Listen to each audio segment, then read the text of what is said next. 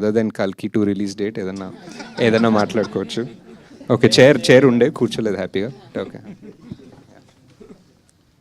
Yeah, thanks అండి.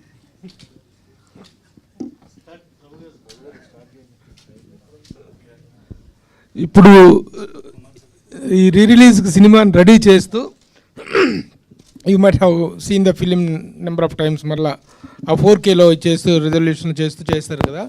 ఇప్పుడు చూస్తున్నప్పుడు ఎవడే సుబ్రహ్మణ్యం అప్పుడు తీసినప్పుడు 10 years బ్యాక్ మైండ్ సెట్కి ఇప్పటి మీ మైండ్ సెట్కి చాలా చాలా తేడా, మెచ్యూరిటీ అంతా పెరిగి ఉంటుంది. అరే ఇప్పటి ఇలా చేసుంటే బాగుండే, అలా చేసుంటే బాగుండే అనే ఫీలింగ్ ఏమైనా కలిగిందా? అప్పటికి ఇప్పటికీ ఎవడే మీద మీకున్న లవ్ ఏంటి?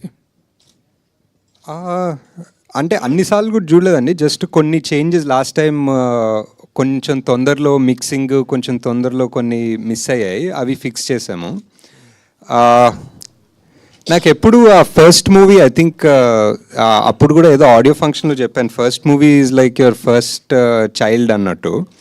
సో ఎక్కువ ఆలోచించాము, it just one irrational love something like that ఉంటుంది ఆ సినిమాకి. అండ్ ఆల్సో ఆ నైవిటీ అంటారో ఇమ్మెచ్యూరిటీ అంటారో, ఆ ఇమ్మెచ్యూరిటీలో కొన్ని వర్కౌట్ అవుతాయి. కొంచెం ఎక్కువ ఆలోచించకుండా, కొంచెం ఎక్కువ సినిమా ప్రపంచం / బాక్స్ ఆఫీస్లు / అవన్నీ తెలుసుకోనప్పుడు తీసిన సినిమాలోనే కొంచెం ఎక్కువ మ్యాజిక్ ఉంటుంది. సో అది ఇంకా కనిపిస్తుంది సినిమాలో. ఇప్పుడు ఎవడే సుబ్రహ్మణ్యం, మహానటి అండ్ కల్కి, ఈ మూడింటిలో ద బెస్ట్ ఆఫ్ యువర్స్ అంటే ఏం చెప్తారు? అదే ఇంకా ఇప్పుడు ముగ్గురు పిల్లల జోన్లోకి వెళ్తాం. ముగ్గురు పిల్లలు. But I think most satisfaction I had was with Mahanati. అంటే నాకు టైం సరిగ్గా కలిసి వచ్చి ఒక ఎక్స్ట్రా 1 month ఫైన్ ట్యూన్ చేసుకునేంత టైం దొరికి సాటిస్ఫైడ్ ఉండే సినిమా. ఎవడే కల్కి 2 కొంచెం హరిడ్ ఉండే. So after 10 years did you find yourself Ashwin? లేదు సార్, ఇంకా అంటే ద మ్యాజిక్ విత్ దిస్ ఈ seeking or spirituality or finding yourself is ఏదో ఒకటి కనిపిస్తుంది, కానీ మళ్ళీ డిస్ట్రాక్ట్ అయిపోతాం, ఎక్కడో తిరుగుతుంటాం, మళ్ళీ కనిపిస్తుంది, మళ్ళీ డిస్ట్రాక్ట్ అవుతాం, తిరుగుతుంటాం. So I think the focus in life is to try to, అది కనిపించినప్పుడు దాని మీదే ఫోకస్ పెట్టుకుని దాని మీదే ఉండాలనేది అర్థమవుతుంది. నాగశ్విన్ గారు, అప్పుడు ఎర్లీగా స్టార్ట్ చేసినప్పుడు అప్పుడు చాలా యంగ్, ప్లస్ దట్టు సినిమా ఇండస్ట్రీకి రావాలి, మనం ఏదో ప్రూవ్ చేసుకోవాలని జీల్ ఒకటి ఉంటుంది. అయినా ఈ రిస్కీ లొకేషన్స్ ఇవన్నీ వెళ్ళి చేయగలిగారు, సక్సెస్ కొట్టారు. మళ్ళీ తర్వాతకి ఎందుకని ఆ న్యాచురల్ లొకేషన్లో చేయకుండా అన్ని సెట్స్ మీద డిపెండ్ అయ్యారు? చాయిస్ అంటే సినిమా బట్టి. ఇంకా అంటే నాకు దాని తర్వాత చాలా చేయాలనిపించిన సినిమా మహానటి, అండ్ దానికి సెట్లు అవసరం. దాని తర్వాత చాలా చేయాలనిపించిన సినిమా కల్కి, దానికి ఆబ్వియస్లీ ఇంకా సెట్స్ అవసరం. సో ఐ థింక్ స్టోరీ బట్టి, ఇంకా it's not, I mean would love to travel. అంటే న్యాచురాలిటీకి మీరు అప్పుడు చేసిన దానికన్నా గ్రాఫిక్స్లో వీటిలో సెట్లో చేసిన దానికి అంటే స్టోరీ ఫీల్ అయింది అంటే స్టోరీ డెఫినెట్లీ. ఇప్పుడు దీనికి స్టోరీ అండ్ ఆల్సో అప్పుడు మీరు చెప్పినట్టు చాలా యంగ్. సో అప్పుడు నేను మా టీము నాని పదండి ఇప్పుడు హిమాలయాలకు వెళ్దామంటే అందరూ యా అన్నారు. ఇప్పుడు నానికి వెళ్దామంటే ఇప్పుడు చాలా డౌట్లు ఉంటాయి, ఇప్పుడు ఒప్పుకోరేమో. సో థింక్ ఆ youth also was a big factor. Nagashwin గారు, హాయ్ అండి. 10 ఏళ్లలో 3 సినిమాలు, 3 different in a way. Yevade very satisfying film, తర్వాత మహానటి బయోపిక్స్లో ఒక క్లాసిక్, కల్కి ఆబ్వియస్లీ ఇప్పుడు పెద్ద కమర్షియల్ సక్సెస్. ఎవడే అప్పుడు 10 సంవత్సరాల్లో చాలా మారినాయి, మీరు మారారు, యాక్టర్స్ మారారు, అన్నీ మారారు. అన్నిటికంటే చూస్తే ఇప్పుడు సోషల్ మీడియాలో నాని అండ్ విజయ్ దేవరకొండ పెద్ద రైవల్స్ కింద అయిపోయారు. ఐ డోంట్ నో వై, అసలు ఫ్యాన్స్ అందరూ కొట్టేసుకుంటున్నారు. మీరు ఐ డోంట్ నో ఎంతవరకు ఫాలో అవుతారో మీరు. Was it like last time ఎలా ఉండేది, అప్పుడు ఎలా ఉండేది, ఇప్పుడు చేయగలుగుతారు ఆ 2 సినిమాలు?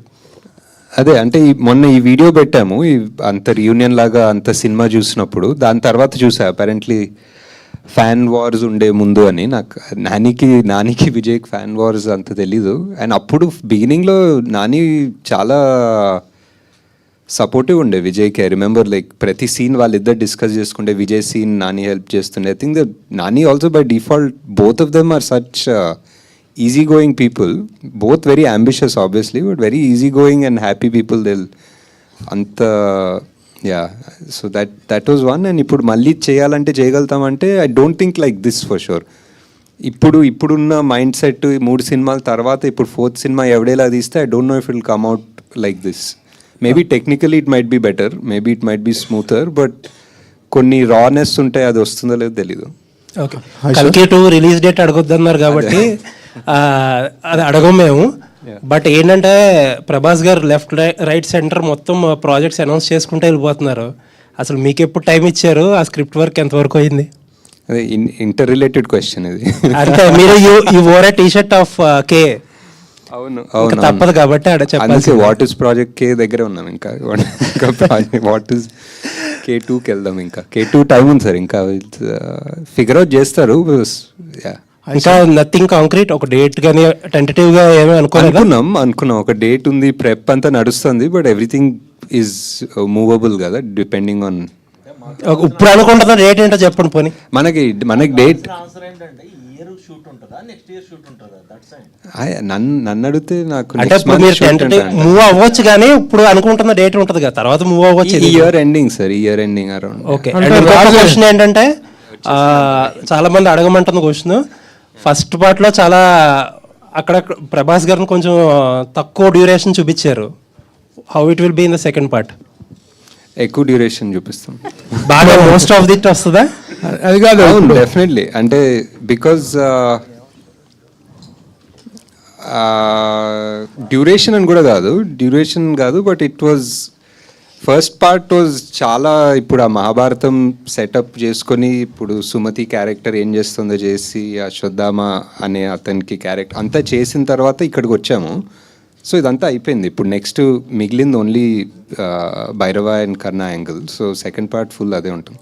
రాజమౌళి పట్టుకొని ఆ సినిమాలో దీంట్లో రాజమౌళితో ఒక సీన్ యాక్ట్ చేయించారు కదా మీరు రాజమౌళి గారితో. అమ్మో ఇది దొరికామంటే 5 ఏళ్ళు అయిపోతారా బాబాయ్, బుక్ అయిపోతామని చెప్పేసి. ఇప్పుడు ఎన్ని సంవత్సరాలు మీరు బుక్ చేయబోతున్నారు ప్రభాస్ని? ఇది మనం ఎవడే సుబ్రహ్మణ్యం 10th యానివర్సరీ సందర్భంగా మనం ఇక్కడ హ్యాపీగా మాట్లాడుకుంటున్నాం.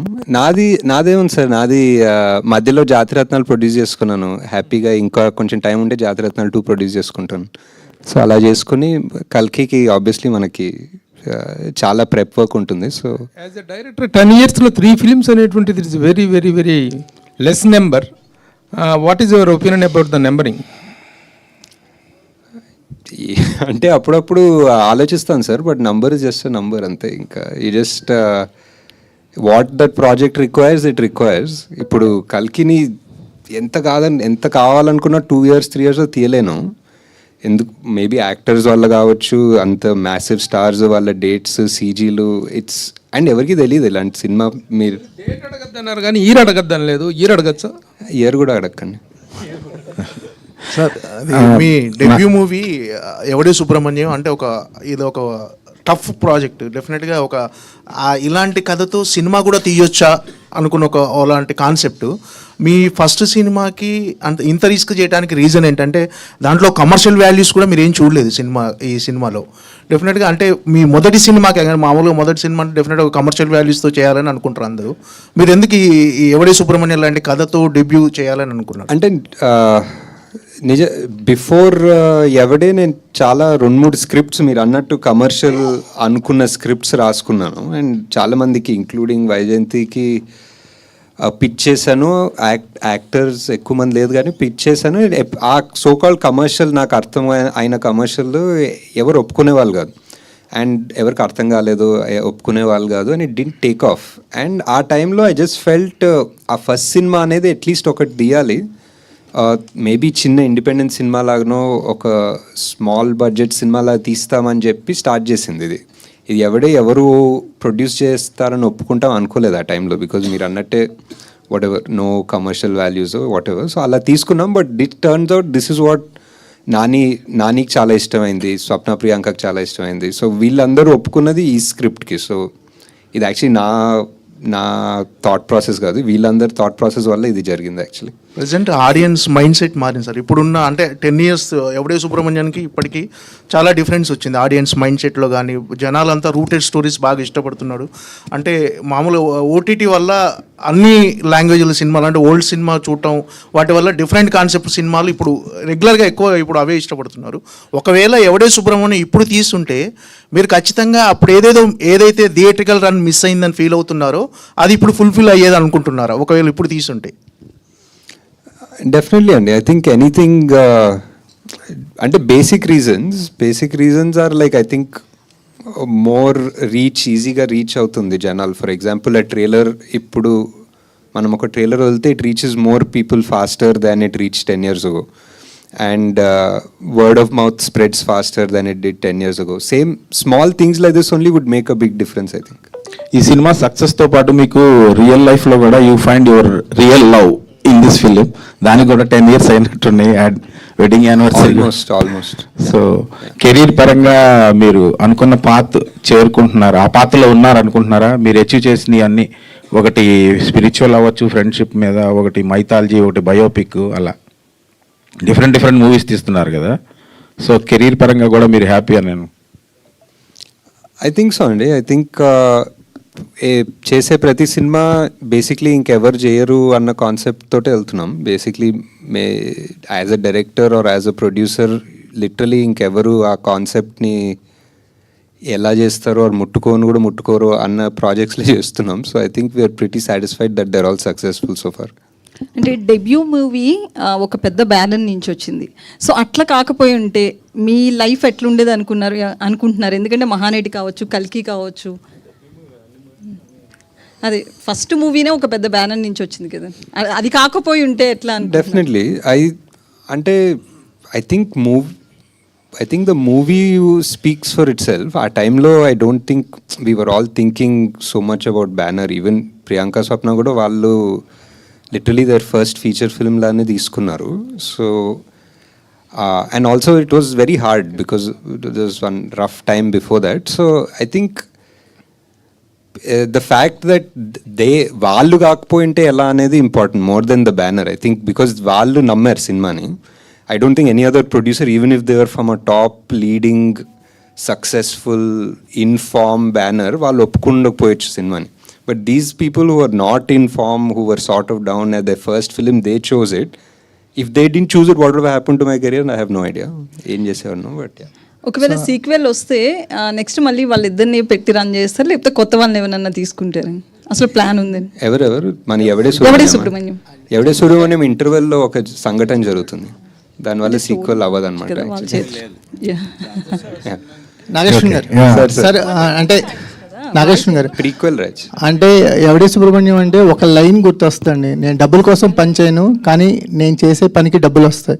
అంటే ఎవడే సుబ్రహ్మణ్యం గురించి ఏదైనా ఒక లైన్ అడాప్ట్ చేసుకోవాలంటే అసలు మొత్తం సినిమా స్టోరీ ఒక లైన్లో కనిపిస్తుంది. నేను డబ్బుల కోసం పని చేయను కానీ నేను చేసే పనికి డబ్బులు వస్తాయన్నది.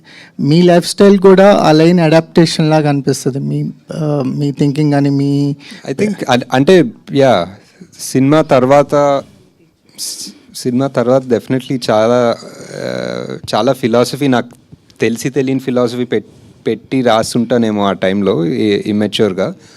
బట్ అది ఒక చిన్న బైబిల్ లాగా అవుతుంది. ఎప్పుడన్నా నాకు ఏదైనా డౌట్స్ కాన్ఫ్లిక్ట్స్ వస్తే మనమే చెప్పాం కదా ఇది ఒకసారి మళ్ళీ గుర్తు తెచ్చుకొని ఆలోచిద్దామని అనిపిస్తుంది. సో ఈవెన్ భగవద్గీత శ్లోకం చాలా పాపులర్గా భగవద్గీత శ్లోకం, కానీ మనం ఎక్కువ ఆలోచించాం అదే ఫలితం ఆశించకుండా పనిచేయడం అనేది. సో అండ్ అది కృష్ణరాజు గారు చెప్పడం అది ఎప్పుడు ఒక బ్యాక్గ్రౌండ్ మ్యూజిక్ లా నడుస్తుంటుంది. కృష్ణరాజు గారి కెరియర్లో చాలా సినిమాలు చేశారు కానీ ఎవడే సుబ్రహ్మణ్యం పాత్ర చాలా తక్కువ టైం కనిపించినా చాలా ఎక్కువ ఇంపాక్ట్ అనిపించింది. ఆయనకి బెస్ట్ లైన్స్ ఉన్నాయి సినిమాలో కూడా, బెస్ట్ ఫిలాసఫీ, బెస్ట్ లైన్స్ ఉంటాయి ఆయనకి. అంటే మీ మూవీస్లో అంటే సెకండ్ మూవీ, థర్డ్ మూవీలో విజయ్ దేవరకొండ కనిపిస్తూ ఉన్నారు. ఏదో నానితో ఎప్పుడు మళ్ళీ నాని ఎప్పుడు ఉండొచ్చు, నాని ఎందుకు కనిపించట్లేదు? అంటే అనుకున్నాం 1-2 సార్లు, బట్ వర్కౌట్ అవుతుంది హోప్ఫుల్లీ. ఈ సినిమా రావడానికి ముందు అంటే ఇది 2015లో వచ్చింది. 2011లో మనకి బాలీవుడ్లో ఇలాంటి సినిమాలు వచ్చినాయి. అంటే ఒక ఇన్స్పిరేషన్ అనేది మీకు ఏమన్నా తీసుకున్నారా? జిందగీ నా మిలేగి దుబారా అనేది ఆల్మోస్ట్ ఇదే కాన్సెప్ట్. బట్ వాళ్ళు ఓవర్సీస్ అక్కడ ఫారిన్ వెళ్ళిపోయి అక్కడ చిల్ అవటం అదంతా different concept. Not so much అండి. ఈ మూవీ అంటే కమింగ్ ఆఫ్ ఏజ్ టైప్ సినిమా అనుకోవచ్చు. బట్ నాకు ఇండియన్ మూవీస్ కన్నా maybe into the wild అని ఒక సినిమా వచ్చింది, ఒక బుక్ ఉంటుంది. That was one of my favourites ఆ ఎరాలో. So story completely different, but that was an inspiration to an extent. ఎవరికి అదే రియల్ స్టోరీ, అది real story. So that is more of an inspiration. మన దాంట్లో ట్రావెల్ ఫిల్మ్స్ ఉన్నాయి కానీ but not really the same genre అసలు. నాని ఈ cinema ఒప్పుకోవడానికి ముందు కొంచెం డౌన్ఫాల్ అనేది ఉంది, కమర్షియల్ సినిమాలు అనేవి కొంచెం ఫెయిల్యూర్ అవటం. సో ఆ ఓపెన్ మైండెడ్తో ఉండటం వల్ల కూడా ఈ సినిమాని యాక్సెప్ట్ చేస్తారని అనుకోవచ్చా మీరు చెప్పడం స్టోరీ అని? Definitely I think, but Nani is consistently కొత్త సినిమాలే పిక్ చేసుకుంటారు, కొత్త సబ్జెక్ట్స్, కొత్త directors. So I'm just one of them అనిపిస్తుంది. హాయ్ సార్, నేను వెంకట్ ఎన్టీవీ సార్. కలిగి తర్వాత మీరు చాలా టైం తీసుకున్నారు. ఎందుకు అంటే ఏదైనా ఒక చిన్న సినిమా ఏదైనా చేయొచ్చు కదా, చిన్న అంటే డైరెక్టర్స్ ఎవరైనా కొద్దిగా ఖాళీ టైం ఉంటే వాళ్ళ డ్రీమ్స్ నెరవేర్చుకోవడానికి చేస్తుంటారు కదా, మీరెందుకు అలా ఖాళీ ఉండిపోయారు? అంటే కల్కినే ఒక పెద్ద డ్రీమ్, అది ఒకసారి అయిపోయింది. కొంచెం టైం అవుట్ తీసుకొని రికవర్ అవ్వాలి దాని నుంచి. ఏదో స్క్రిప్ట్స్ లాగా డెవలప్ చేస్తున్నా, బట్ ఇప్పుడు ఫుల్ ఫ్లెడ్జ్డ్ మూవీ షూట్ చేసేంత టైం కూడా లేదేమో. సో అండ్ ఆల్సో కల్కి 2 చాలా వర్క్ ఉంటుంది డెవలప్ చేయడానికి. సో ప్రొడ్యూసర్గా ఇప్పుడు అంటే జాతిరత్నాలు సక్సెస్ కొట్టారు, ఇప్పుడు జాతిరత్నాలు కూడా 2 చేస్తా అంటున్నా, అది కూడా ఎప్పుడు మరి అది కూడా డిలే అవుతుంది కదా సార్? యా, దానికి ఏం డేట్ లేదు, దానికి జస్ట్ ఇంకా అది జస్ట్ అవ్వాలంతే. మన ఇన్స్టాలో ఒక పోస్ట్ పెట్టారు, మన కర్మ అంటూ మళ్ళీ డిలీట్ చేశారు. ఏంటి, దేనిపైన ఎవరిపైన సార్ అది? నేనేం డిలీట్ చేయలేదని ఉంచారా? అలానే ఉంది. 1 hour తర్వాత 1 day తర్వాత పోతుంది అది. 1 day తర్వాత ఎందుకు సార్? అంటే అలా పెట్టడానికి కారణం ఏంటి? లేదు, అదేదో ఒక 400 ఎకరాలు తీస్తున్నారంటే ఇంకా మన కర్మ ఏం చేస్తాం అంటున్నా అంతే. అంటే ఇది గవర్నమెంట్కి చేస్తున్నా అంటే దానిపై మీరు ఏం చెప్పాలనుకున్నా చెప్పండి. ఆ 400 ఎకరాలు సేవ్ చేస్తే మీకే, మీ ఇష్టం, మీకు ఏదైనా చెప్తాను. అంటే గవర్నమెంట్ ఏం కోర్టు కావాలంటే అది ఇస్తాను. అంటే గవర్నమెంట్ ఏదైనా సరే ల్యాండ్స్ ఇలా సెలెక్ట్ చేస్తుందంటే ఏదో డెవలప్మెంట్ కోసమే కదా చేసేది. సో ఇక్కడ మీకు ఆ పర్టిక్యులర్ ఏరియాలో అదొక్కటే గ్రీన్ సింక్, కార్బన్ సింక్ అనుకోవచ్చు, వాట్ ఎవర్ గ్రీన్ ఏరియా. అక్కడ చాలా ఉన్నాయి ఐటీ పార్క్లు, మోర్ దెన్ ఎనఫ్ ఉన్నాయి. అండ్ నాకు తెలిసి సగం ఐటీ పార్క్ ఖాళీ కూడా ఉన్నాయి. So I feel if you really want to develop something, maybe Tier 2 cities అనుకోవచ్చు. ఐ డోంట్ నో, నాకు తెలియదు అండి. నేను ఇప్పుడు పబ్లిక్ దాని గురించి ఎగ్జాక్ట్ డీటెయిల్స్ ఎలా చేయాలో నాకు తెలీదు. బట్ ఐ జస్ట్ థింక్ ఒక 400 ఎకరాల చెట్లు కొట్టకపోతే మంచిది అనిపిస్తుంది. నాగేశ్వర్ గారు సార్, ఇక్కడ సార్ అంటే మీరు కల్కితో అంటే 1000 కోట్లు వసూలు చేశారు. దానికి ముందు సినిమాలు కూడా సూపర్ హిట్స్ అయినాయి, అన్నీ అంటే కమర్షియల్గా హ్యూజ్ సక్సెస్లు కదా. బట్ మీరు చూస్తే మాత్రం ఎప్పుడు కూడా అంటే మీరు ఉండే అటైర్ కానీ, మీరు వాడే కార్ కానీ, ఇవన్నీ కూడా ఏంటంటే ఒక మీరు చేసే సినిమాలకేనో మీరు ఉండే లైఫ్ స్టైల్కి చాలా డిఫరెన్స్గా ఉంటుంది. అంటే ఈ ఎవడే సుబ్రహ్మణ్యం లాంటి ఈ ఫిలాసఫీ ఏదైతే ఉందో మీ లైఫ్కి అడాప్ట్ చేసుకున్నారా, లేకపోతే ఎందుకు అంత డిఫరెంట్ లైఫ్ స్టైల్ అంటారు మీరు? ఏం లేదండి, అంటే some amount of comfort, some amount of laziness అనుకోవచ్చు అంతే. 2 కలిపి ఉంటే అలా ఉంది. And I don't like to waste things, అంటే ఊరికే ఎక్కువ తీసుకొని వాడకుండా పెట్టుకోవడం. ఇందాక మేకింగ్ వీడియోలో కూడా అక్కడ ప్రియాంక గారు చెప్తున్నారు 3 days అసలు కెమెరానే తీయలేదు మేము అని చెప్పేసి. అంటే ఇలాంటి అంటే డిఫికల్ట్ స్క్రిప్ట్ ఫస్ట్ సినిమాకే రాసుకోవడం అనేది కొంచెం అంటే కొంచెం హార్డ్ జాబ్ కదా. సో అనుకుని రాసుకున్నారా లేదంటే? లేదు, డెఫినెట్లీ అనుకునే రాసుకున్నాము. అండ్ అదే చెప్తున్నా కదా, బికాస్ ప్రాక్టికల్గా కూర్చొని అందరూ ఒక MBAలు కూర్చొని ఒక ప్లాన్ వేస్తే this won't be possible, especially మేము చేసిన బడ్జెట్కి. సార్ నాగి గారు, ఎస్ సార్, ఈ 10 years చాలా మారాయి. మీరు అప్పుడు ఫస్ట్ మూవీ డైరెక్టర్, ఇప్పుడు కల్కి లాంటి పెద్ద ప్రాజెక్ట్ డైరెక్టర్. మీరు ఈ 10 years ఎంత ఎదిగినా మీరు సక్సెస్ఫుల్ డైరెక్టర్, ఒక స్టార్ డైరెక్టర్ అయినా కానీ ఇంకా మీరు ఆ సింప్లిసిటీ ఇంతకుముందు అడిగినట్టు ఆ సింప్లిసిటీ ఎట్లా కన్వే చేయగలుగుతారు అన్నారు. నేను అదే లేజినెస్ మీట్స్ కంఫర్ట్ అని చెప్పాను. బట్ నెక్స్ట్ టైం నుంచి ఐ థాట్ ఐ వేర్ ఏదో ఒక కళ్ళజోడు వేసుకొని వస్తాను అనుకుంటాను, ఒక షేడ్స్ వేసుకొని వస్తే కొంచెం. అలాగే ఫస్ట్ మూవీలో కృష్ణరాజు గారు యాక్ట్ చేశారు, ప్రభాస్ గారు. ఇద్దరి మధ్యలో మీరు చూసిన సిమిలారిటీస్ ఏంటి, బెస్ట్ క్వాలిటీస్ ఏంటి? చాలా అంటే కృష్ణరాజ్ గారు వాజ్ ఆల్మోస్ట్ లైక్ ఒక టీచర్ ఫిగర్ లాగా నాకు ఫస్ట్ సినిమా. సో ఆయన కథ చెప్పాలని వెళ్ళినా, ఆయన కాస్ట్యూమ్ ట్రయల్స్ దగ్గరికి వెళ్ళినా, లిటరలీ ఇంకా నేను పెద్ద చెప్పేదేం లేదు, ఒకటేదో చెప్పి ఆయన ఎక్స్పీరియన్స్ నుంచి ఇలా ఉంటే బాగుంటుంది, అలా ఆ సినిమాలో అలా చేశాను, ఇలా చేస్తే బాగుంటుందని ఆయన లుక్ ఆయనే డిజైన్ చేసుకున్నారు. అండ్ సో సిమిలారిటీస్ అంటే ప్రభాస్ గారితో మోర్ ఫ్రెండ్లీ ఉండే. సో ఇట్స్ వేరే ఈక్వేషన్, ఆల్మోస్ట్ ఈయన ఒక ఫాదర్ ఫిగర్ జోన్లో ఉండే.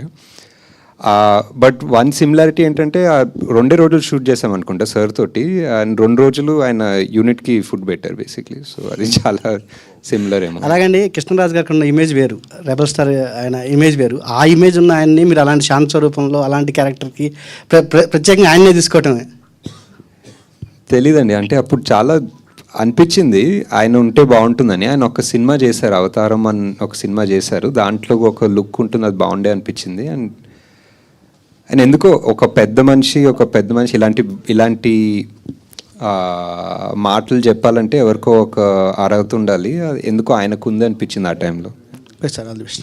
సార్ 3650 రోజులు అయితే మా కళ్ళ ముందు మేము రాజమౌళి గారిని, సుకుమార్ గారిని, బోయపాటి సింగ్ గారిని వీళ్ళందరినీ చూస్తున్నప్పుడు వీళ్ళు పెద్ద డైరెక్టర్స్ అనే ఒక స్టాంప్తోనే వచ్చారు, అలానే స్టార్ట్ అయ్యారు.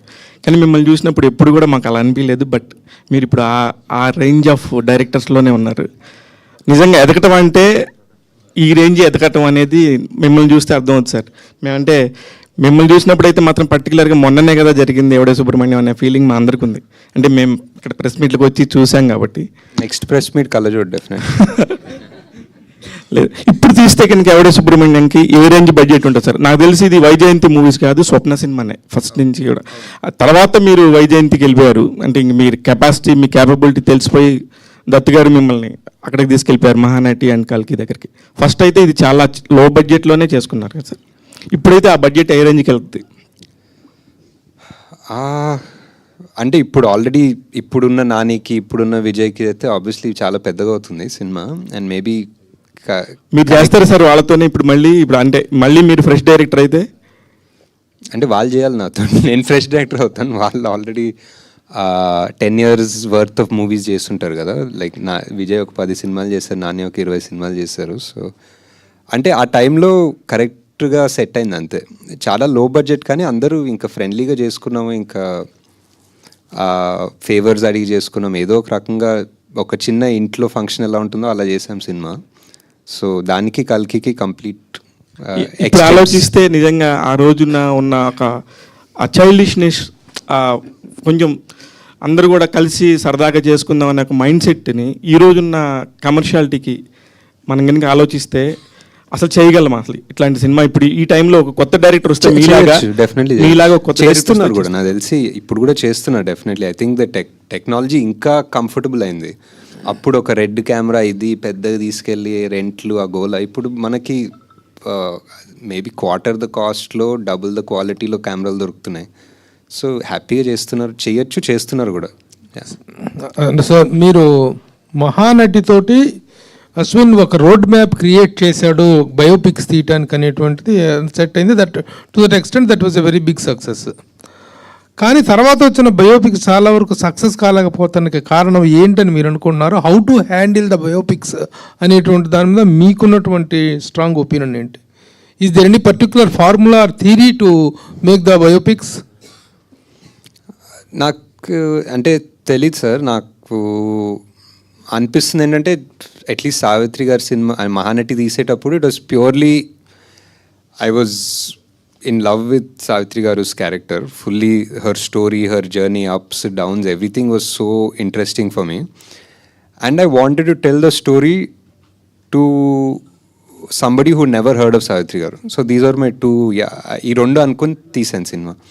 అసలు వారికి నాకు అల్ట్రా లవ్ ఉంది, కానీ అసలు ఎవడో కూడా తెలియనోడికి నేను సినిమా తీయాలంటే ఎలా తీస్తానని తీసాను. కిరణ్ ప్రభు గారి ఇది రాసినటువంటి టాక్ షోని ఇన్స్పిరేషన్ అని. What extent you have taken it from that? ఆయన పాడ్కాస్ట్ లాగా ఒకటి చేశారు, ఒక ఆల్మోస్ట్ 5.5-6 hours. చాలా ఇన్ఫర్మేషన్, చాలా ఇన్స్పైరింగ్. అదే చాలాసార్లు చెప్పాను కూడా ఆయన గురించి.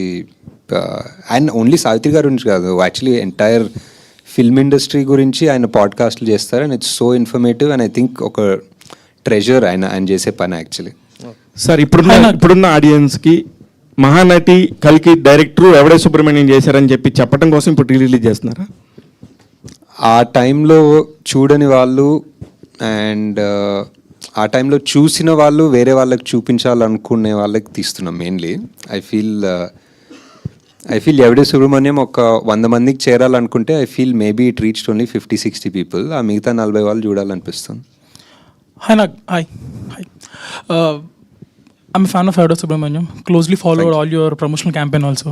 Your journals, మొత్తం crew గురించి చెప్తా, your announcement videos, everything. So what I felt watching movie was ఒక raw and innocence ఉంటుంది both of them లో, Nani and Vijay లో. And obviously in your making also. So right now ఉన్న current gen stars లో, who do you think can fill in the roles of Subbu and Rishi with that same innocence?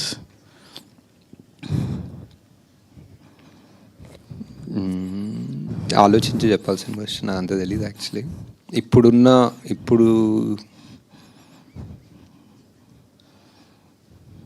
I don't no. You have any suggestions? Who is Nani now, who was 10 years ago? Maybe people who are close to Naveen or something like this. Right. Yeah, Naveen also would be good. ఇంకెవరున్నారు ఆ జోన్లో like who very versatile, who can make you laugh and make you cry? Naveen is a good option for sure. Sidhu is also good. Sidhu more నవ్వు అనిపిస్తుంది దాని ఏడుపు, but maybe ఏడుపు కూడా ఏడిపిస్తాడు అనుకుంటా. బట్ యా అంతే ఇవాళ. హూజ్ విజయ్? బట్ విజయ్ ఎవరు ఉంటారు? లేదు. Vijay is like somebody completely out of syllabus ఉండాలి. మేబీ మోర్ రియలిస్టిక్గా some out of syllabus candidate ఉండాలి విజయ్ క్యారెక్టర్కి. Yeah, and also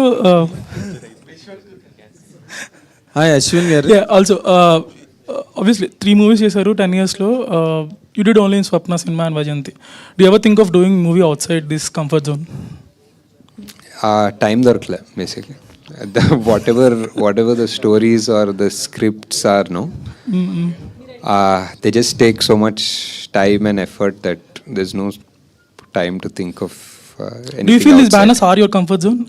First thing, There's a comfort zone, but there's also like a responsibility, kada. So there's like one when you work with people who trust you, you're more responsible, I feel. all the best. Ashwin garu, నార్మల్గా అంటే at the time of Yevade Subramanyam, your absolutely a non entity in the film industry as far as directorial scenario is concerned. Pitching a story to a kind of person, Swapna garu కానీ ప్రియాంక గారు కానీ, it was not so easy. How did it happen అండి? What was your experience during that period stretch? How did take place? The pitch, I think maybe almost 1 year or 6 to 8 months before Evade mundu oka vere script toti ellanu actually.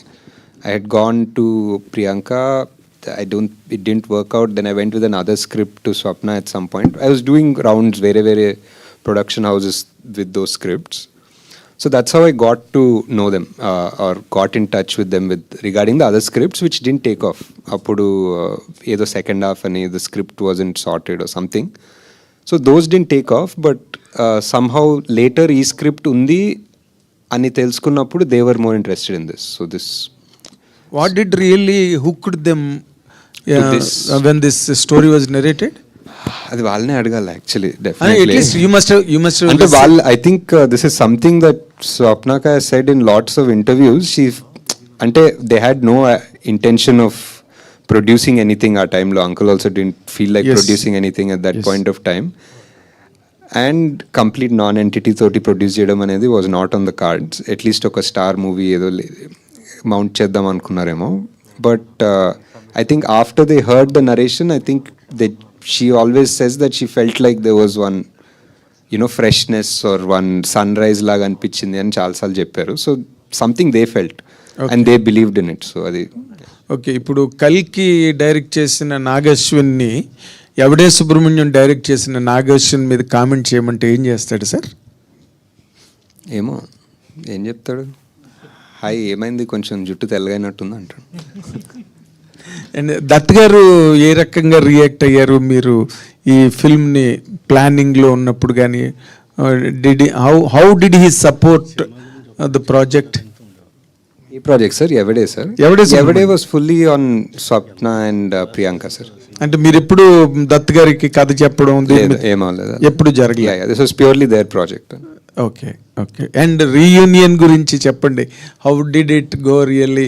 It was nice, just cinema play చేసాము, అందరు చూసాము, ఎవరికన్నా ఏదైనా memory ఉంటే pause చేసి ఆ memory గురించి మాట్లాడుకొని కంటిన్యూ చేసాం సినిమా, అంతే. కానీ షూటింగ్ అన్నది చూడడానికే చాలా స్ట్రెన్యూస్గా ఉంటుంది సినిమా. వీళ్ళందరూ ఈ కొండలన్నీ ఎలా ఎక్కారా బాబు అసలు. You feel that labour even as an audience. మీరే అసలు how did it carry all that లైటింగ్లు పట్టుకోవడం అవన్నీ? And I know much of the thing that went on. What was your experience during those days? అంటే to be honest, అందరు క్రూకి కొండల్లో shoot చేస్తున్నామంటే వాళ్ళకి మైండ్లో స్విట్జర్లాండ్, మనాలి అన్నీ గుర్తుకొచ్చాయి. So they came. నేపాల్లో when we started trekking, they realized it was actual trekking. There is no luxury hotels or heaters and comforts level. This was 10 years ago Nepal also. So ఇంకా ఒకసారి అక్కడ ఆ flight దిగి ఆ కొండలోకి ఎక్కిన తర్వాత మళ్ళీ తిరిగి రాలేం కదా. సో ఇంకా there was no chance of. More importantly ఇప్పుడు ఇందాక మీరు అన్నట్టుగా నాని చాలా పెద్ద సూపర్ స్టార్, ఈయన ఒక పెద్ద సూపర్ స్టార్, మీరు ఒక పెద్ద సూపర్ స్టార్, అందరూ సూపర్ స్టార్లు వచ్చారు ఈ సినిమా నుంచి. కానీ మీరు నాన్ ఎంటిటీ బాగుంది నాకు ఇంకా. అది how could you lost it? You lost it. అసలు ఆ దూద్ కాశీ అనే కాన్సెప్ట్ ఎట్లాగ మీకంటే were you inspired from any?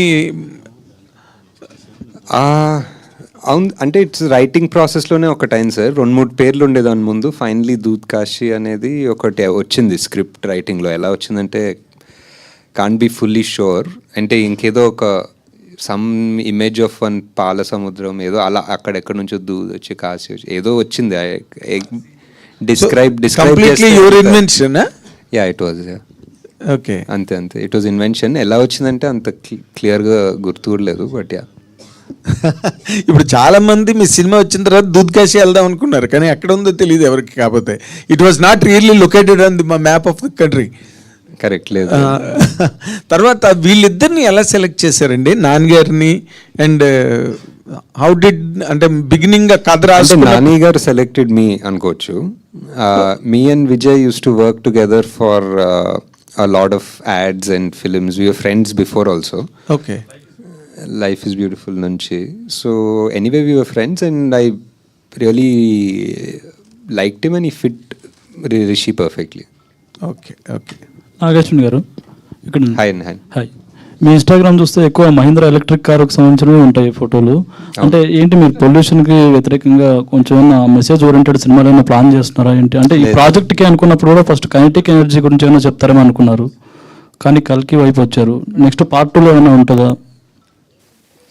ఒక రకంగా అంటే కల్కిలో ఇప్పుడు డిస్టోపియన్ అని చెప్పి మనం అంతా ప్రపంచాన్ని నాశనం చేసామనేది ఒక రకంగా పొల్యూషన్, ఓవర్ కన్జంప్షన్ వల్లే.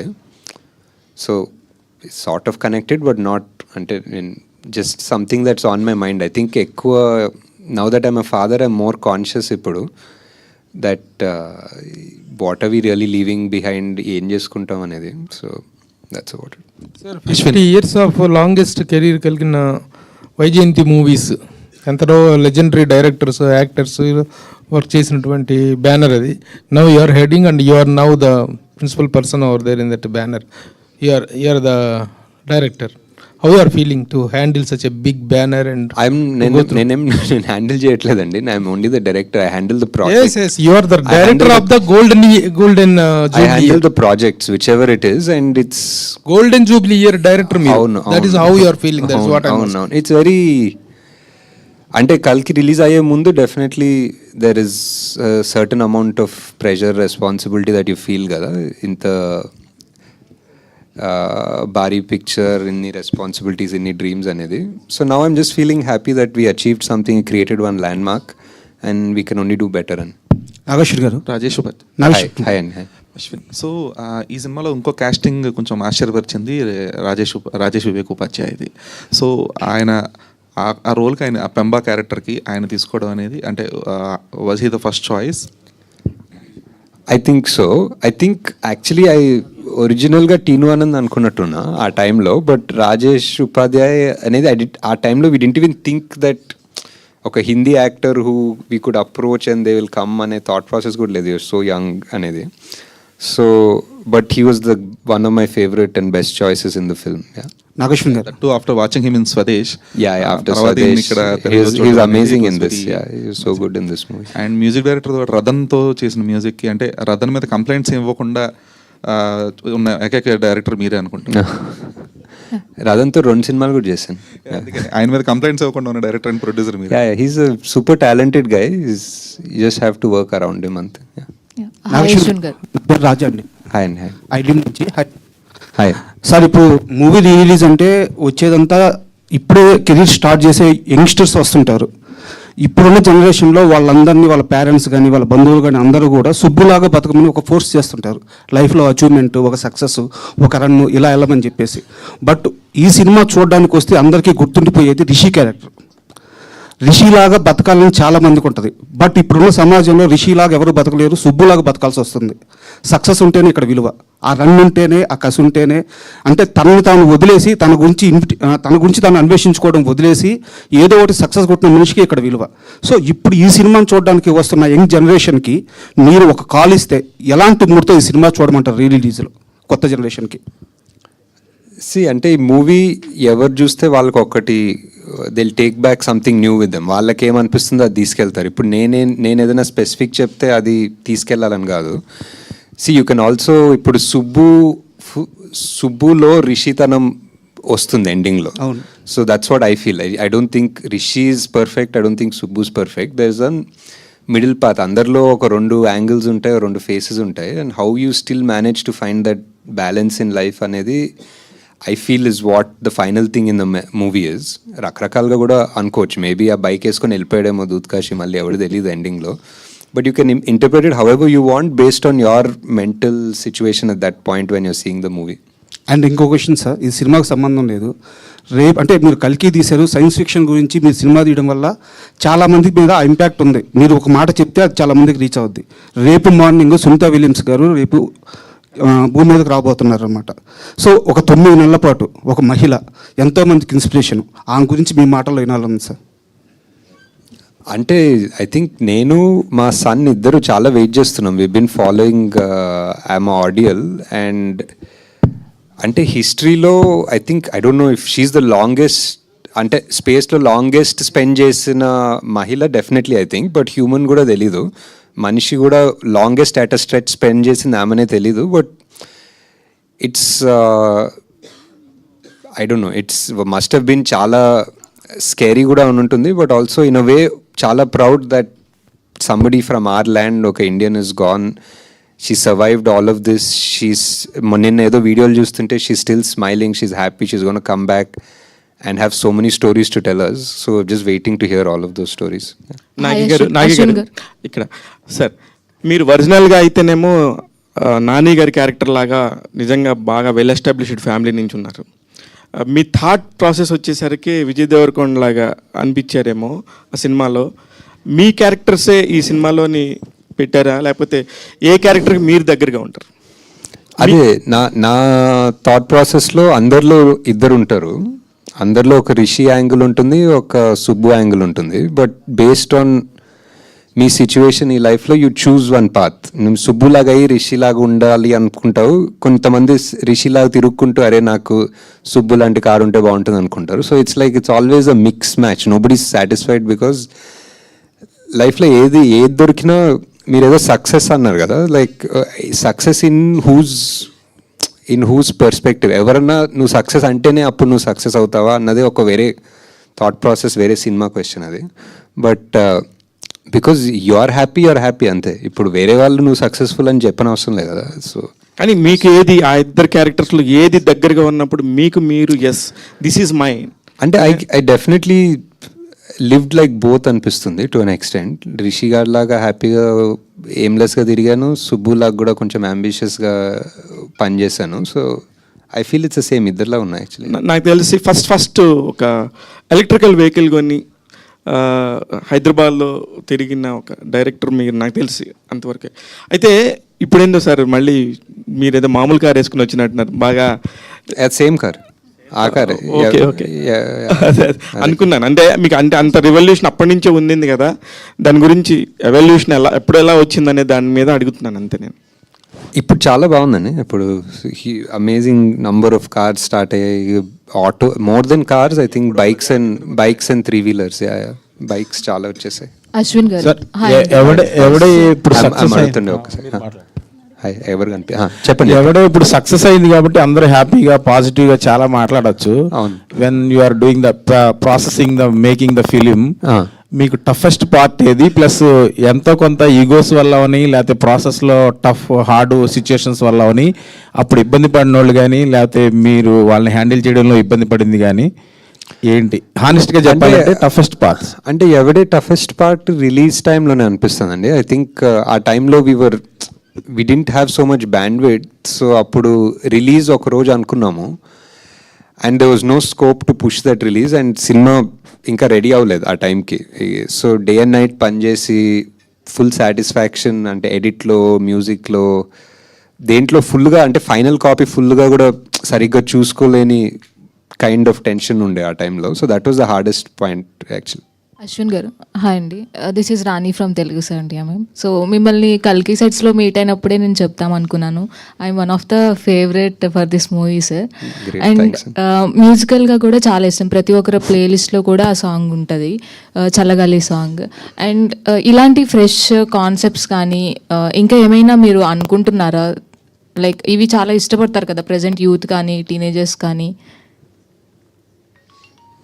అంటే ఇది ఇష్టపడతారని నాకు తెలియదు, అప్పుడు జస్ట్ తీశాను. నాకు ఇష్టం కాబట్టి అప్పుడు తీశాను, వర్కౌట్ అయింది. ప్రతి సినిమా అలానే చేస్తున్నాం అనుకుంటా, బికాజ్ మాకు ఇష్టం ఆర్ మా ప్రొడ్యూసర్స్ ఆర్ యాక్టర్స్ నమ్ముతారు అండ్ దాన్ని బట్టి తీస్తాము అండ్ హోప్ఫుల్లీ అందరికీ కనెక్ట్ అవుతుంది. So yeah, definitely some other stories other, అప్పుడు కూడా జనాలు కనెక్ట్ అవుతారని హోప్ చేస్తాం. Yeah definitely sir, we're looking forward for ఇలాంటి మూవీస్ కోసం మేము కూడా చూస్తున్నాం. Thanks. Nageshwar sir hi sir. Yevade సుబ్రహ్మణ్యానికి సంబంధించి ఫస్ట్ డే షూట్ ఎక్స్పీరియన్స్, అంటే ఫస్ట్ ఏ సీన్ చేశారు, దాని గురించి ఏమైనా షేర్ చేసుకోగలరా? ఫస్ట్ సీన్ ఐ థింక్ ఆ క్యాసా ప్యారడైస్ ఇంటికి వెళ్తారు కదా, కార్ లోపలికి వెళ్ళి విజయ్ చెట్టులా బతకనివ్వట్లేదు సమాజం అంటాడు, ఆ సీన్ తీసాము. Thank you sir. Sir hi. So ఇది తను అన్వేషించుకునేవాడు సుబ్రహ్మణ్యం. సో ఈ 10 ఏళ్లలో నాగశ్విన్ని, అంటే మిమ్మల్ని మీరు ఏం అన్వేషించుకున్నారు? బికాజ్ మేము మిమ్మల్ని అక్కడ చూస్తాం, మీరు మాత్రం రోడ్డు మీద జేబులో చేతులు పెట్టుకుని నడుచుకుంటూ వెళ్ళిపోతారు, ఇందాక చెప్పాడు కదా. సో మిమ్మల్ని అడుగుతున్నాం, ఎవరే నాగశ్విన్? అదే అంటే మధ్యలో ఆ నాన్ ఎంటిటీలా ఉంటాం కదా, ఆ నాన్ ఎంటిటీ నుంచి ఏదో ఒక సినిమాలు తీసిన ఒక హిట్లు అయినా సూపర్ హిట్లు అయినా వాట్ ఎవర్, సడన్లీ మన బ్రెయిన్లో ఒక ఇల్యూషన్ వస్తుంది, ఏదో మనం ఇంపార్టెంటా, మనం ఎంటిటీ అనుకుంటాం, బట్ యాక్చువల్లీ ఫైనలీ అందరం నాన్ ఎంటిటీ అనే ఒక క్లారిటీ ఉండాలనేది అనిపిస్తుంది అంతే. సో మేకింగ్ వీడియోలో ఒక డైలాగ్ విన్నానండి, అంటే మ్యాగీ అయినా 2 minutes టైం పట్టుద్ది కానీ నాగశ్విన్ స్పీచ్ ఒక 1 minute లోపే అయిపోద్ది అని చెప్పి. సో ఇప్పుడైతే బాగా మాట్లాడుతున్నారు. ఎక్కడ? శ్రీనివాస్ అవసరాలు గారు చెప్పారు. ఓకే యా, అవును కరెక్ట్. ఇప్పుడు క్వశ్చన్స్ అడిగితే మాట్లాడుతున్నా. So one more question, last question. So what is project కే అన్నారు, బట్ ఇప్పుడు అది తెలిసిపోయింది, హూ ఈజ్ కే అనేది తెలియాలి. కల్కి ఎవరు, కృష్ణ ఎవరు అనేది ఏమన్నా చెప్పగలిగితే చెప్పండి, లేదంటే నాగి గారు. హాయ్ అండి, my self Hemamali here. So నాకు కూడా ఈ సినిమా చాలా ఇష్టం, ముఖ్యంగా చల్లగాలి సాంగ్ అన్నది చాలా బాగా పిక్చరైజేషన్ చేసే ఉన్నారు అది, అండ్ ఇప్పటికే అందరు ప్లేలిస్ట్లో ఉంది తను చెప్పినట్టు. అయితే ఇందాక మీరు క్యారెక్టరైజేషన్ అడుగుతున్నప్పుడు సుబ్రహ్మణ్యంలోను ఋషిలోను మీ క్యారెక్టర్ అన్నది ఉన్నదన్నారు, మరి ప్రియాంక గారి క్యారెక్టర్ సినిమాలో ఎవరినన్నా రిప్రజెంట్ చేస్తే అన్న ఉందా? ఏమో, యాక్చువల్లీ ప్రియాంక కొంతవరకు ఆనందిలానే ఉంటుంది, కొంతవరకు ఒక living for the moment without too much of rush and you know aggression, ఆ టైప్లో పీస్ఫుల్గానే ఉంటారు actually. So I think maybe more of a dreamer like Anandi అనుకోవచ్చు. సూపర్. ఓకే, థ్యాంక్స్ అండి. Please enjoy the movie. చాలా వేడిగా ఉంది అనుకుంటా సమ్మర్, సో